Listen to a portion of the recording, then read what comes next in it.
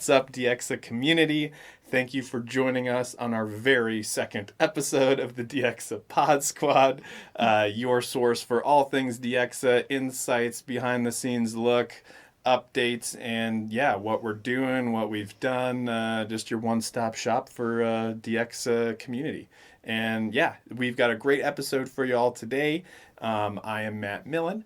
Joining me is Chilla Breimer. Hello, guys. Welcome back to our very second episode. You like that? And so after the last episode, we had a couple of follow-up questions, more specifically regarding the DEIXA business model.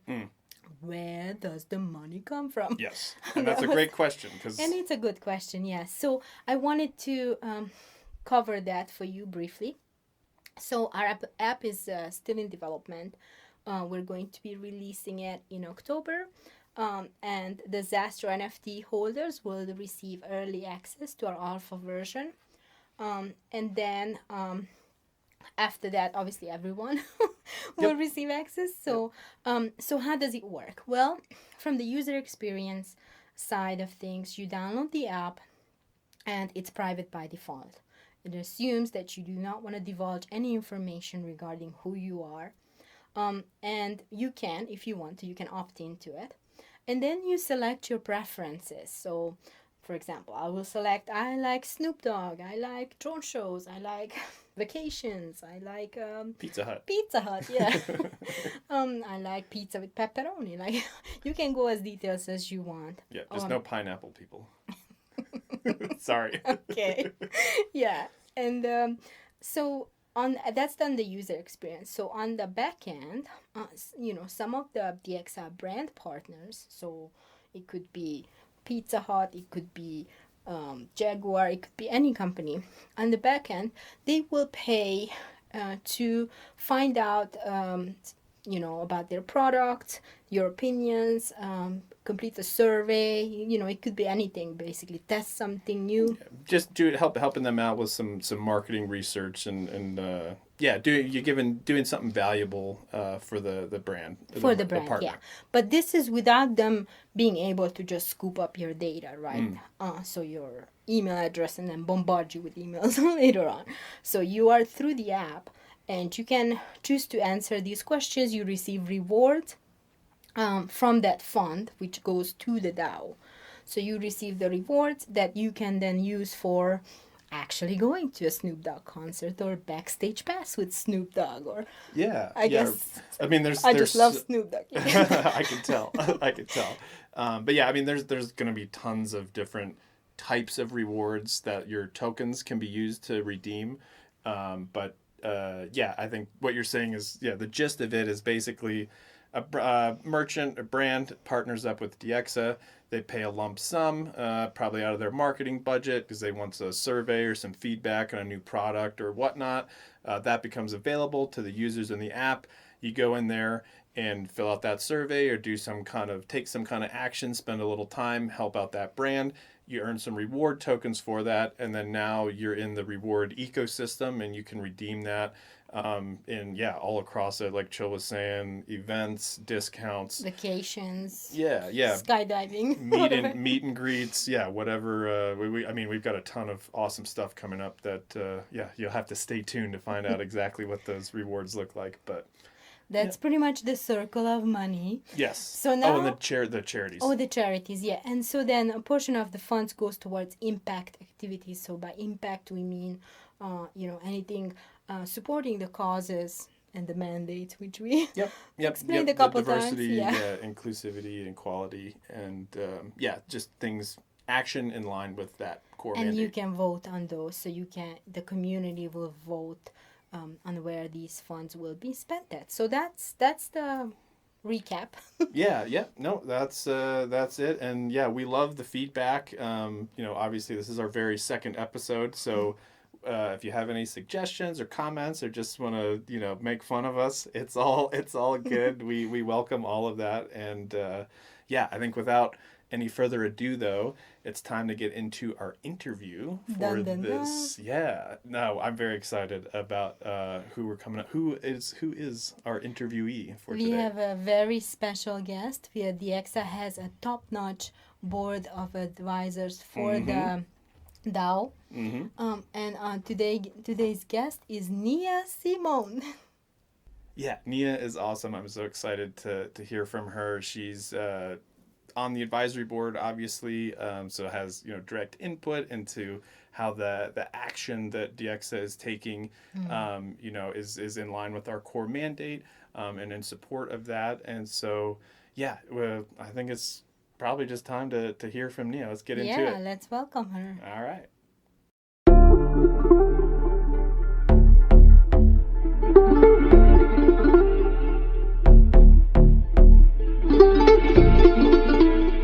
All right, Pod Squad folks, we have another amazing guest for you on our second episode here. We are joined by Nea Simone from Atlanta. Nia, thank you so much for being here. You're very welcome. I'm excited to be here. Awesome. So Nia is a DEIXA advisor at the moment. So we're curious to learn more about your background and how did you find out about DEIXA? Okay. My background is actually in film and entertainment. And I had kind of a winding road to the Web3 environment by sitting on the advisory board of a company that was building blockchain technology. And I have a marketing PR firm in Los Angeles that specializes in film and television projects, taking them to market. I couldn't figure out for the life of me why they wanted me on a board. And so for a technology company with no tech background. As I sat there and listened to the conversations about blockchain in 2014, I thought, these people are out of their minds. Nothing like this exists, nor will it exist. And through a series of questions, and thankfully I just didn't shut down, but I began to ask questions, and they began to talk to me about the technology and talk to me about crypto and the evolution of what they expected this technology to do. And I went down a rabbit hole of just researching and finding out all I could, investing in crypto. 2017 wrote a white paper because blockchain was, and blockchain technology was the answer to preventing film piracy, which is one of the biggest issues in the film industry. And so that was in 2017, and I'm trying to pitch this concept, and no one's heard. They were like me; they hadn't heard of the blockchain, or they didn't understand blockchain technology, and that there was more than one. And so it was just, it was like I was just talking to a wall. So I was like, forget it, and let me go back to doing what I do, and I'll just keep investing. So in 2020, we're in the middle of COVID. I've moved to Atlanta because I'm in the middle of a film project, and COVID comes, I'm shut down here, and I had a friend that called me and said, hey, have you been looking at the market? Have you been tracking NFTs? And so I said, well, I know what they are, but nothing's really been happening with them. So he said, I think you need to take a second look. I did, and I was immediately okay, this is the answer. This was even the answer for film. This was the answer to so many opportunities to protect your creative content, and to monetize it, basically to trademark it, to stamp it, and to know that nothing could happen to it once it was authenticated and put on the blockchain. So I started Melanated Studios as a consulting company in blockchain technology for NFTs and for Metaverse. Mm-hmm. And this is in Atlanta, right? This is in Atlanta, yes. And so people can come and visit. Yeah, well, we're a consulting agency in Atlanta, and we are launching our marketplace in August. It's called capital M Powered. So that's the marketplace. And so we work with creators to help them ideate and, develop their NFT to bring to market. Obviously with me having a PR agency, my strength is knowing how to bring something to market. And we look at it in a similar way that we look at a film project, a film release. We roll it out in a similar manner. But during that time, I also saw a gap in the industry in terms of all of these conferences that I was traveling to, that DEI was never a part of the conversation, that unless we were looking at influencers or celebrities, we really didn't see a diverse or inclusive environment in the speakers or in the presentations. And so I decided to launch NFT AtlantaCon, which we had in May of this year. And awesome. that's how I met DEIXA. They attended the conference. We had close to 100 speakers from around the world that flew in. Wow. It was amazing. We had a lot of, very well-known individuals, but our focus is very specifically on culture, entertainment, and technology, and bringing the messaging to a diverse audience to talk about Web3, to talk about the opportunities that were available in Web3 and how this changes even the relationship of children who are not able to afford a four-year institution or not able to go to a higher education, but can learn to be a developer, can learn coding. I mean, it gives them another opportunity. But like anything, it has to be introduced to you. It's something you have to see in order to replicate. So we used NFT AtlantaCon as that opportunity. And we had the mayor did a welcome, which was kind of, I guess it was huge for us, but we also understood later how big it was in terms of actually getting a mayor to, other than I think, Andy in Texas to come out and say, hey, I support this. I think this technology is good. And I think this movement is good.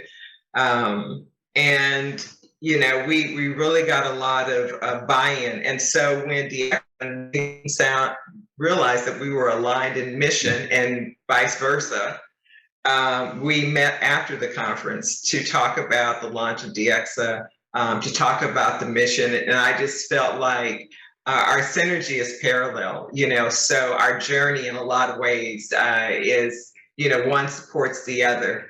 There's no distraction in what our mission is and what DEIXA's mission is. And so this was like the easiest yes for me. We're glad to hear that. this was literally like when as soon as I was asked, I was like, yes, of course. Like, how could I not? And as an offshoot of NFT Atlanta, and the feedback, the success, the audience that loved it and wants to do more. We started a firm, Tech Day. It's Tech DEI.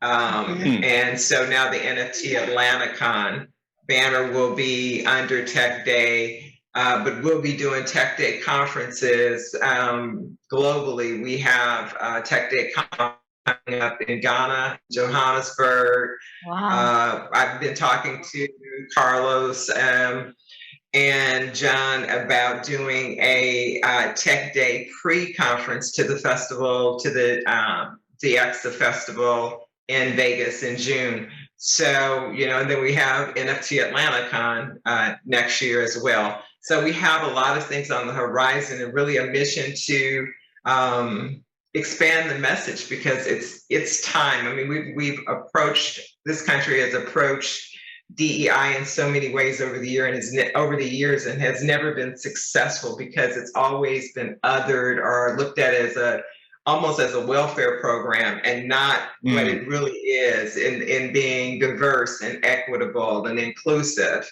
You're not giving something away for free. Actually, you're bringing in a group of minds that allows the ability to innovate and create to even be stronger and better and to put us at the forefront again.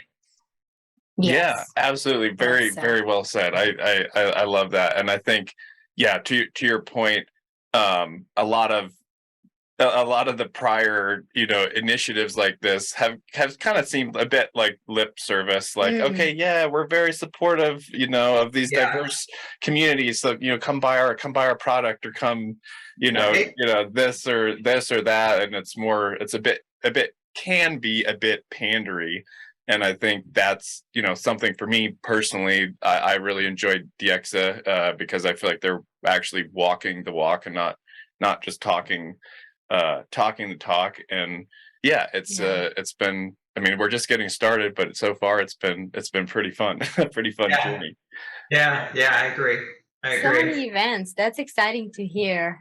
Yeah, I think we'll have to. I think on the description for this, we'll have to throw some of those events up there that you've got going on, so we can make sure that the community is aware of that, and if they're there or they want to attend, would make it easy for them to support what you're doing. Great. Yeah, absolutely.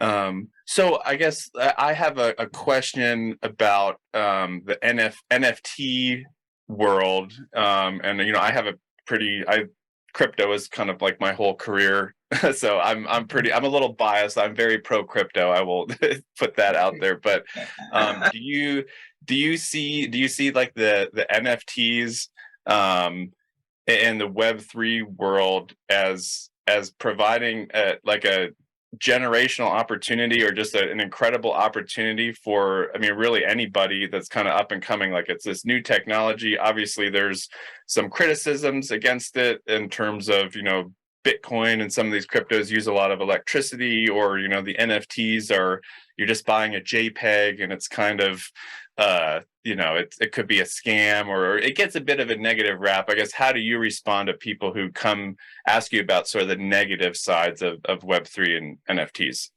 So my response, I actually I wrote an article and coined the term on that. GFT, NFTs were the answer to GFT, and GFT is generational financial trauma. And okay. So when you have a history of individuals who have created works of art, whether it's music, whether it's physical art, whether it's design, and those have been appropriated, and other cultures have benefited, but not the creator. The NFT gives an opportunity to validate that creation, give recognition to the owner. That not only the owner benefits from the initial sale, but from the royalty structure in perpetuity. So it is the ability to build generational wealth done right. I think that we are at the beginning, and like any beginning of anything, I mean, I've watched the crypto conversation, and like I said, I've only really been involved in it since 2014, right? But I've watched that pretty conversation. In crypto, I'd say crypto moves in dog years. So 2014, 7 years. That's like that's like almost 40. Math on the recording now, but 40 something years. Yeah, it's amazing though, because over the years, as an example, when I first invested in Bitcoin, it was like $300 a Bitcoin, right? Nice. But there was a couple of things that happened. It was my first investment in crypto. I was talked into investing in Bitcoin, and then I was told to buy a little Ether. Ether I think was like $100 maybe. And Bitcoin, I bought 3. I wish I had bought more, but I bought 3. And I was so angry at the person who told me to buy the 3. I felt like I had been taken, but I didn't want to say I felt taken. I just was like, and he kept saying, well, first he said, just buy it and then don't look at it. And I'm like, are you crazy? Like, like, what do you mean don't look? Right. Yeah, that's like the worst investment. That's the worst thing. Like just buy it and then forget about it. Yeah. And so, I mean, I went through about 6 months of turmoil of just really feeling like, I mean, and again, when you think about it on the scale of things, it wasn't a lot of money, but it was a lot of money to put into something that you really just didn't know, and you just, it's air, and your wallet is air. Everything felt like air, right? Yep. And because I remember my first question, it was like, so are they going to send me the Bitcoin or? Yep. How do I know that I physically have this, And when it began to rise and it went to like $1,000 and I was celebrating, right? And I was like, oh my God, like, $1,000. So I began to tell everybody I knew, I was like, get in now, like it's $1,000 and this has happened in like 6 months. So you really need to jump in. Everybody that I talked to spoke back to me as though I was scamming them or I was naive or I was getting ready to get taken, almost with a tisk, oh my God, she's just so naive. And then it hopped to 5,000. And then, it continued to climb. Now, when it got to 10,000, everybody's calling me. Everybody who turned their head before, they're calling me like, I'm ready to get in. Like, what should I do? And I'm like a strong believer in that, I had to study, I had to research. I think everybody, any investment, you need to research, you need to understand. Right. I'm not, I can't give you any counsel on that. I just tell people to research and then, don't spend more than you can afford. And then, and don't, I really gave them the same advice I was given. Don't look at it every day. It's a 5-year investment at least, but don't look at it every day because you'll lose your mind, And people are like, how can I not look at it? I know. So there was a group of friends that jumped in at 10,000, okay? Mm-hmm. And they jumped in, and because then they were talking to somebody else who told them in 6 months it'd be 100,000 and it would be this and it would be so all of these these conversations, and when it got to 13 and then dropped back to 8, the bear market, everybody lost their mind. They literally, like, I had people calling me upset, and I knew this was a scam, and I kept saying, like, hold it and just ride it. Like it was like January. I said every January this happens. Like you can go back, like you can do your research and go back and see when the drop occurs and see when it rises. And about 3 people I knew that bought at 10 or 11 sold at 8 because they were afraid it was going to drop to 1,000 or back to 25 cents. It's all their money. And those people are, like in the last year, 30, 40, 56,000 a Bitcoin, they're losing their mind. It's like the biggest regret. I tend not to have conversations with people who only approach change negatively, because what I find is it's a pattern in their life. Yes. You can almost talk to them about anything new and they will always look for what's wrong, how they're being taken advantage of, any new model that doesn't fit an old model. I mean, we're seeing that in our world right now, right? We're seeing that in politics. We're seeing anything that's new or evolving, that you have a group that just, they rear back and pull back with all their strength. And that's so true. I think, that's what you find. I think, is an NFT. An NFT is the first opportunity that the world has had to really have ownership, to maintain authenticity, to manage and create value that is generational, to look at ways to monetize, things that you would normally not have been able to monetize. The beautiful thing is, and I always tell people, I said, when you look at one word, it's only one word to me that makes Web3 just so dynamic, and that's permissionless. If you can do something without permission, then that means that whatever you imagine, you can do. We've never known that before, right? Where we've had that type of freedom to say, I think I'd like to create this, and I'll store it as an NFT. Or I'd like to do this and create this value around something, create this unique approach to market, and I'll do it through an NFT that'll integrate into the metaverse, and I'll create this event. We've never had that opportunity before, so why wouldn't we embrace it? We are moving away from the use of Bitcoin as a power generator and Ethereum as a power generator. We have so many other, we have Flow, we have Solana. I mean, I think Flow is the lowest in terms of power usage right now on the market. So, that conversation, that's kind of like saying, why drive a truck that uses gas? We have electric trucks. Well, it's a period of time before that transition occurs. It's any change, the transition is not immediate, and nor should it be, because in each iteration something gets better and we're refining it. So where we were 2 years ago with NFTs, we're light years ahead, even in utility and opportunity, the way it's being considered right now.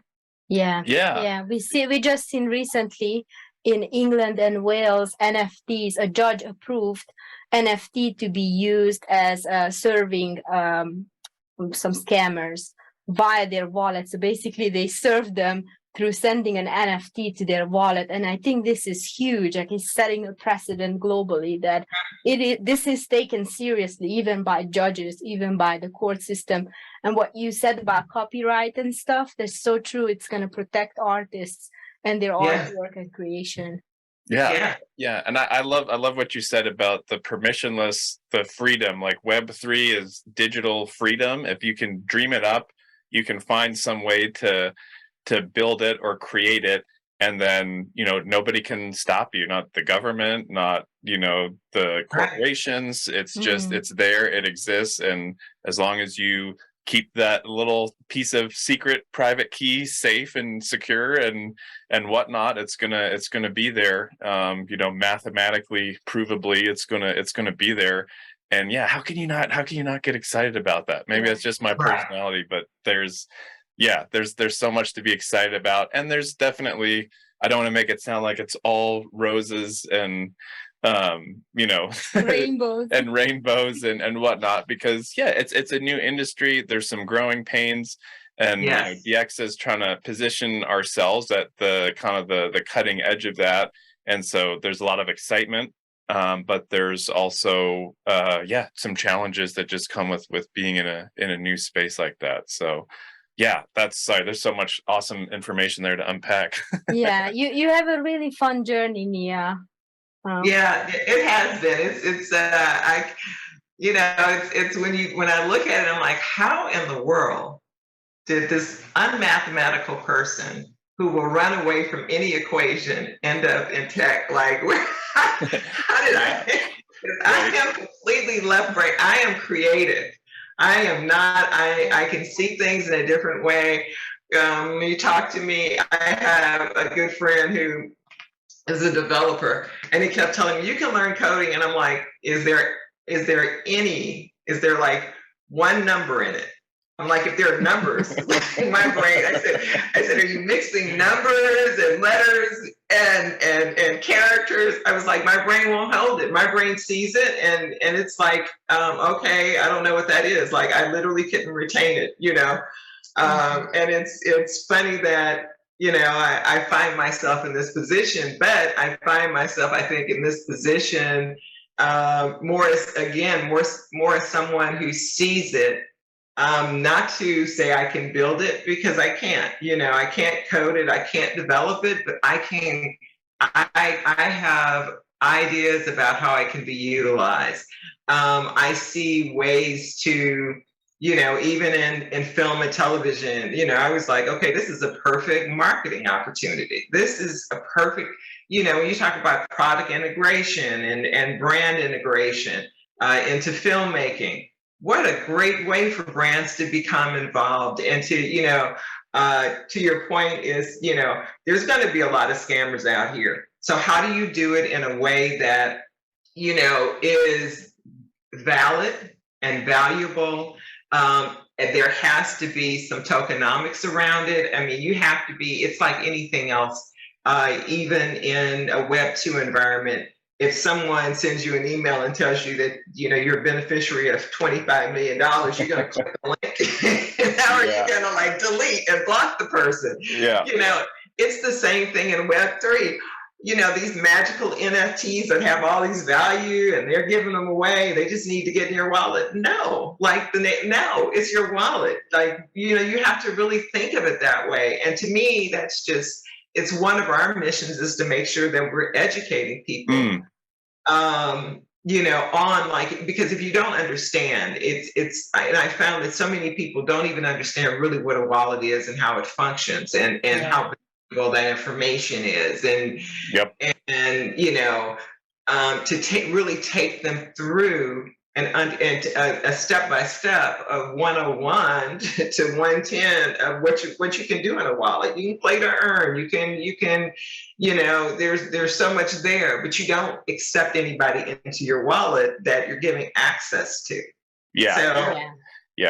Now there's definitely an educational component, and that's something that we feel very strongly about, and we've been trying to help our communities understand these things, and that's something I know that DEIXA takes very seriously as well. As we've got all this new exciting fun stuff that's unlocking all these amazing opportunities, but if you're confused about it or you're not quite sure how to properly get the most out of it, maybe is the better way to put it. You're being limited, and it's not you're not getting the maximum benefit. And so that's definitely great advice. Definitely. There's got to be education. Wallet. Don't let them get into your wallet. I like how she phrased that. Right. So let's see here. So I think I'm trying to make sure we're hitting all the awesome high points here, because we could probably go for another hour and it would still be fun and amazing, like it's been up to here. But I think we covered what we needed to. Is there any events coming up? Any excitement? What do you want to share? Is there anything? I know you shared a little bit already, but so we're launching our marketplace in August, and we're really excited about that because we have some unique differentiators in our smart contract that as of today, are not available in any marketplace. And so, our statement about empowered is that the first wheel was Square, and so we look at like the first iteration of marketplaces is Square, but to have this opportunity to build a marketplace, having utilized for 2 years other marketplaces, and to see where for creators who are coming in and minting their own or bringing their own, to have a smart contract that really allows the creators to be as flexible and to really get the most out of the royalty structure. We've taken lessons learned and we've put that into our smart contract. So we're launching Empowered. It's m-powered.io. Empowered. M-powered. All right. Well, that's exciting, because I do feel that at this point there's still a lot of artists that are kind of intimidated to join because of the technical knowledge. These people are creative. Right. They just want to be creative. They don't want to have to figure out, how to deploy a minting contract or, something like that. So that's awesome. That's very exciting. And yeah, I think for this episode, we have we're gonna wrap it up here. But yeah, Nia, thank you so much for joining us. It This was a pleasure you. meeting you. Yeah, it was a pleasure meeting you both. Thank you. I appreciate it. Yeah, and we will definitely have you back on here at some point in the future, and Okay. we'll be all working together in the advisory Right. capacity for DEIXA. And yeah, you have a great rest of the day, and thank you so You much. too. Okay, thank you. Take care.